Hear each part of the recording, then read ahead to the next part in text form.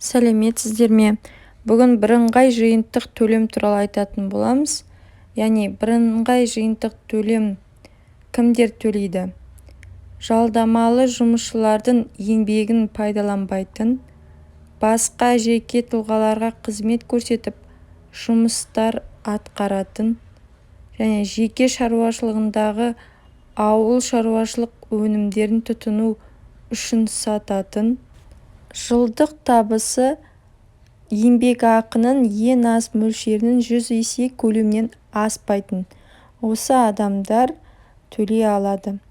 Және төлем мөлшері қалаларда 1 айлық есептік көрсеткіш, ал ауылдарда 0,5 айлық есептік көрсеткіш. Айлық есептік көрсеткіш әр жылда әртүрлі болады. Артықшылықтары: қызметті автоматты тіркеу, яғни арнайы құжаттың керек емес, бжт төлесеңіз, сіз автоматты түрде тіркелген боласыз. Салықтық есептің болмауы, ешқандай есеп көрсетпейсіз, яғни отчет тапсырмайсыз. Зейнетақы жүйесіне қатысу, әлеуметтік сақтандыру, медициналық сақтандыру жүйесінің қатысушысы болуға болады.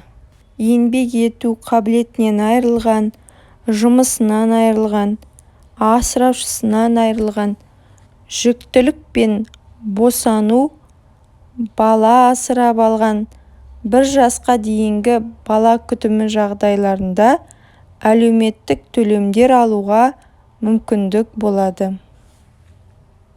Енді сол бірыңғай жиынтық төлемді қалай төлейміз? Ең бірінші kaspi.kz-ге кіреміз, яғни содан кейін платежи деген бөліміне өтеміз. Өткеннен кейін поиск деген жерге ESP деп жазамыз, яғни орысша единый совокупный платеж. Соны іздейміз.